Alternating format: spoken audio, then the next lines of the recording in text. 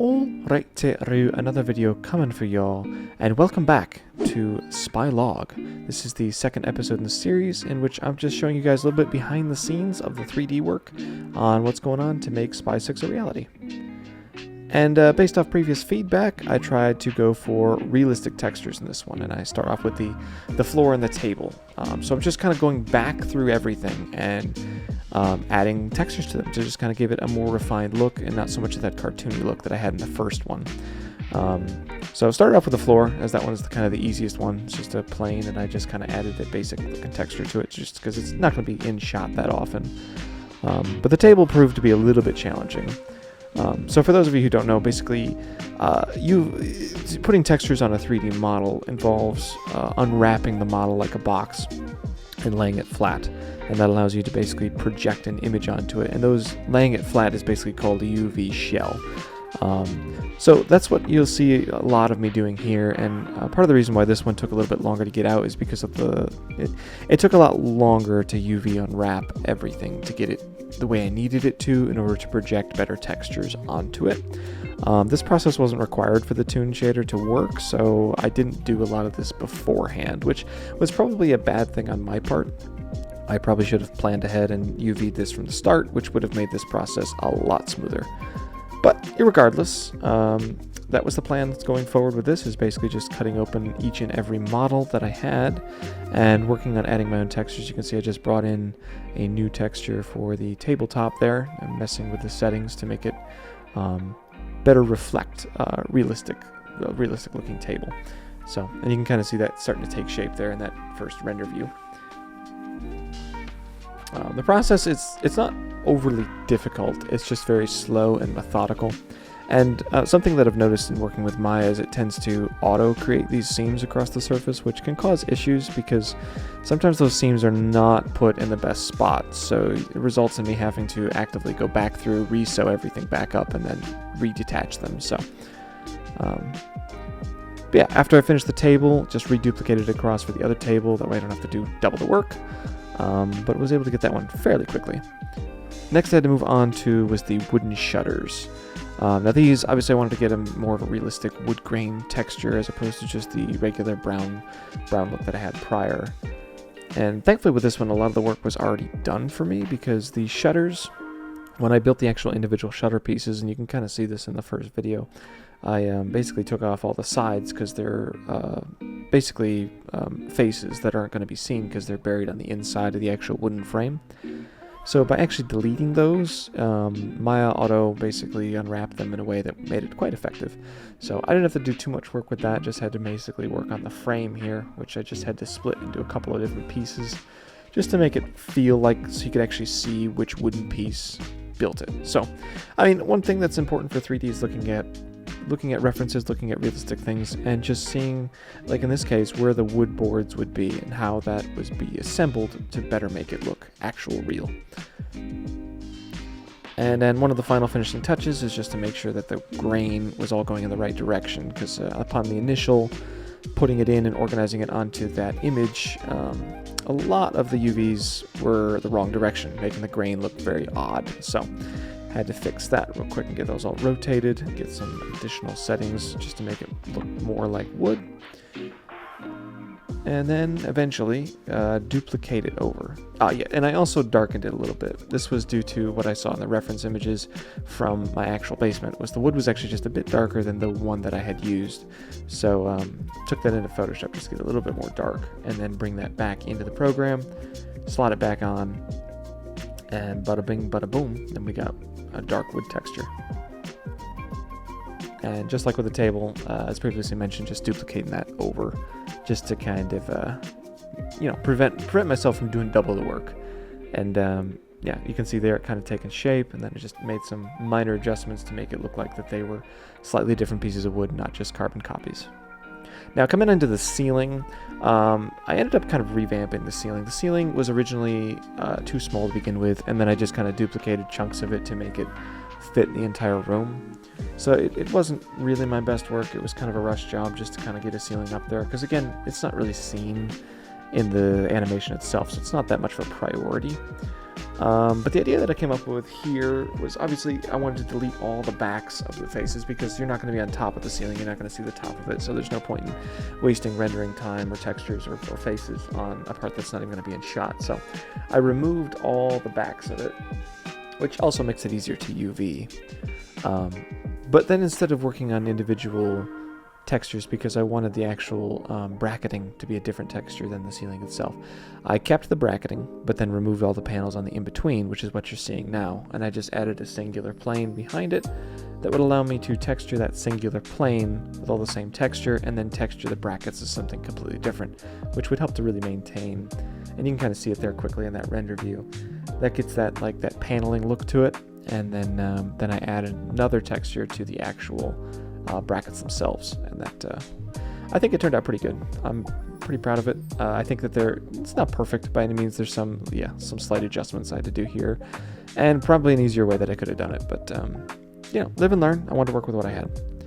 So moving on to the molding and the door, which was basically the easiest one because a lot of them were just basically rectangles with beveled edges. But the way that Maya had automatically cut them just kind of made it not work so good.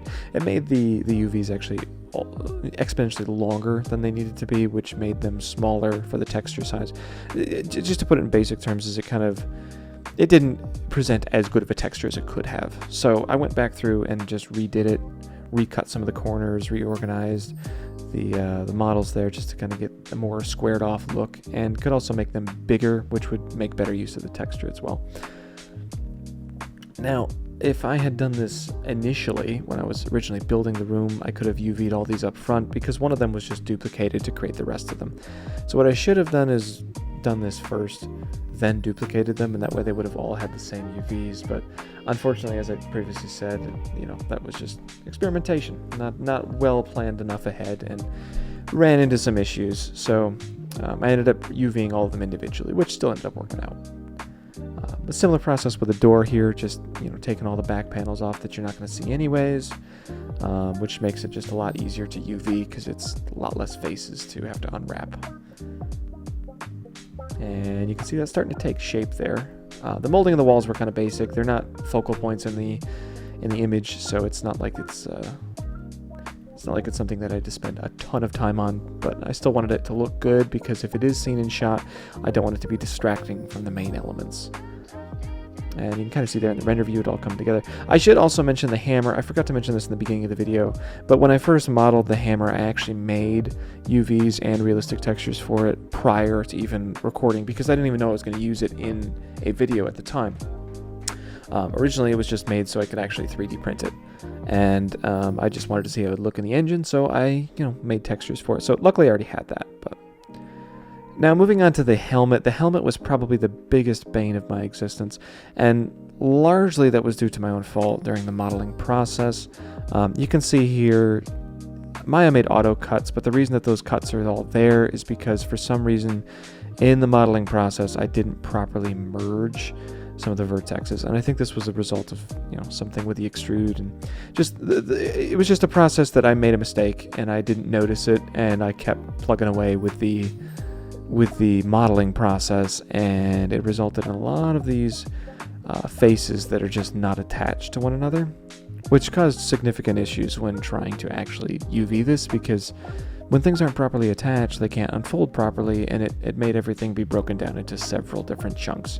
Now I fixed some of this in the last video because I needed a little bit of it fixed for the toon shader, even because I had to separate them out into the silver pieces and the black pieces and all that. So some of it was fixed, but the toon shader was easier because I didn't have to deal with all of this mess to get it the right way. But because I was going with realistic textures, I had to unwrap this properly, which meant that I had to fix all those issues. So my own fault from the start. Should have never happened to begin with, but definitely turned into quite a bit of a mess, to say the least. But once that was all fixed, it was pretty smooth sailing from there. Just had to make new cuts for everything, separate certain UV shells out so that I had separate pieces for different colors and things like that. And originally here you'll see I kind of experimented with a bit of a foam looking texture because it is made out of foam. The actual prop itself, I believe I actually made it out of foam. So it is actually like I think it's UV foam. It's like, I forget the proper name for it. EVA foam, that's what it is. So that's what I originally wanted to do, and I thought it translated decently okay, but I wasn't thrilled with the look of it. You guys will have to let me know what you thought of it, but I ended up settling on more of just a matte black instead of the original foam look to it. I thought that the black better matched my reference images and just, gave it a sharper look to it. The pistols coming up, these were fairly simple. I modeled these well. These didn't have many issues.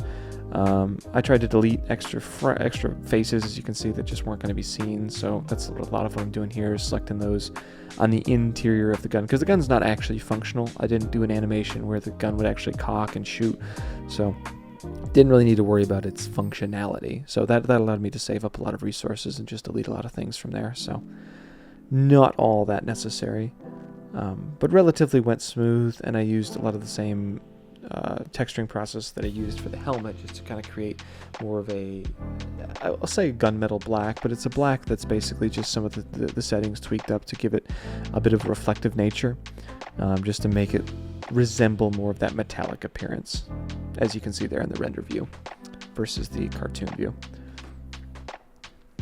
Now, one thing that I do think that I probably should have added to this was some scratches and some wear and tear and things for sure, but that'll have to be probably another later date. I'm not too concerned about it because I was mainly focused on just getting the project up and running. The wires, same process. This one was relatively quick. Thankfully, a lot of them is into the wall, so I could delete a lot of faces, which made it relatively a fast and smooth process. Just deleting the backs of them and adding a silver look to it.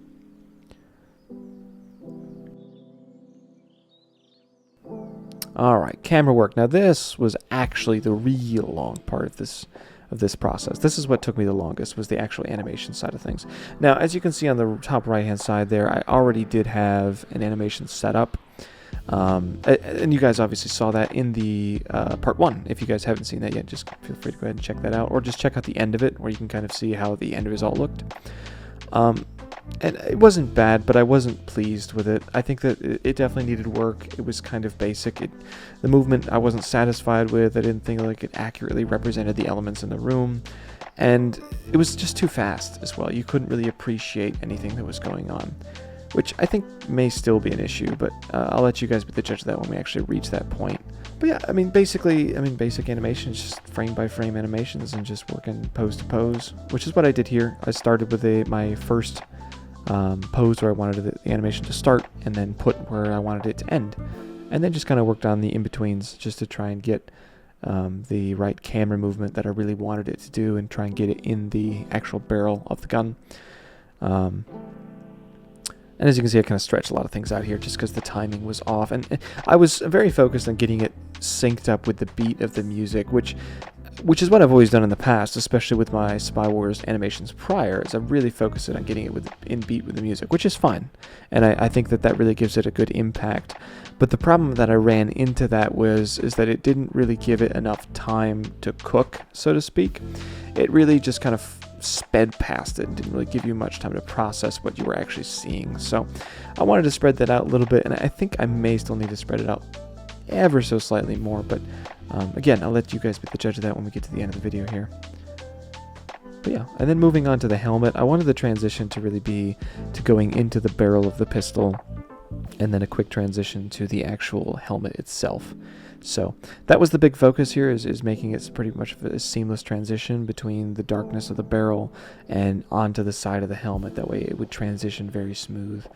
But the last element obviously was animating the camera here on the hammer, which I wanted the hammer to have a lot of extra time because it is one of the most prominent members, or prominent pieces, I guess. I guess the helmet would be more recognizable just right off the bat, but I think the hammer is, the culmination, and it is the big weapon that's going to be used at the end. And this model is actually made off of the model of the actual hammer that we used on set, that we made ourselves. Me and Eli made it, and you guys will see that soon enough as well, so a bit of a sneak peek there.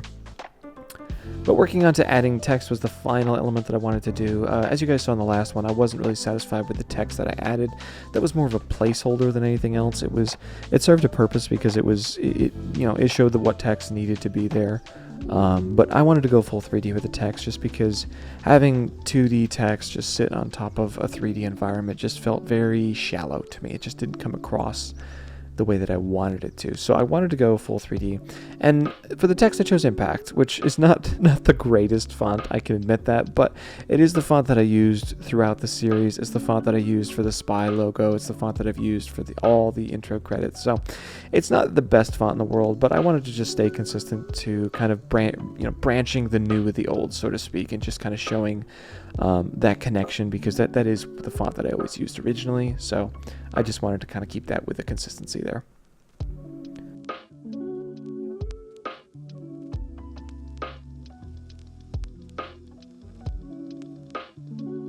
And finally we have the draft. So this is how it's turned out. I'm just going to let it play and let me know what you guys think.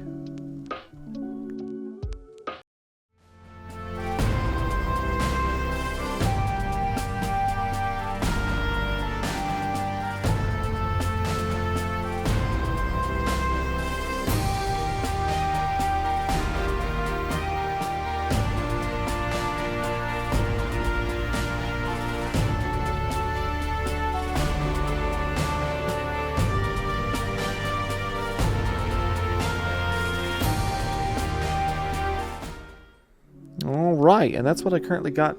The render time on that is what took the longest, I would say, because I had to render the scene out actually for about 6 days straight, which is, 3D for you. But regardless of that fact, I'm interested to know what you guys think.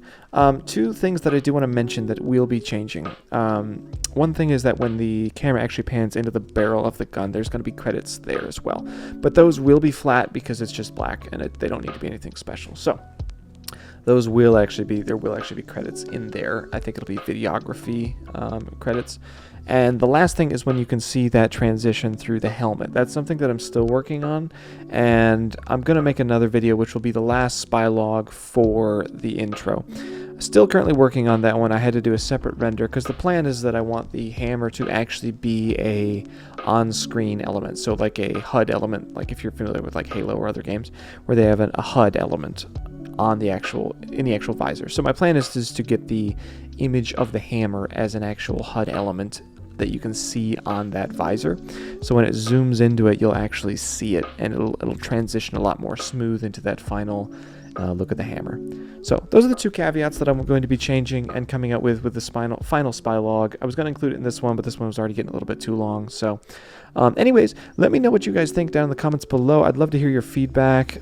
Just, whether or not you like the process, you like this style of video, you like the final result, and just what you guys are thinking about it. So thank you so much if you made it this far into the video and you're enjoying this content. Hopefully I'll get this out to you guys pretty soon. And once this big step is done, then it's going to be on to the next step, which is another big chunk of 3D stuff that I got to add to Spy 6, which is going to take time, but it shouldn't take as much time because nothing else is a full 3D rendered scene quite like this one. But I really wanted to go for something new, and I really wanted to go with Spy 6 and have it go out with a bang. So I hope I'm achieving that effect, and I'll look forward to seeing what you guys have to say in the comments below. So thank you guys so much for watching, and I'll see all y'all in the next Spy log.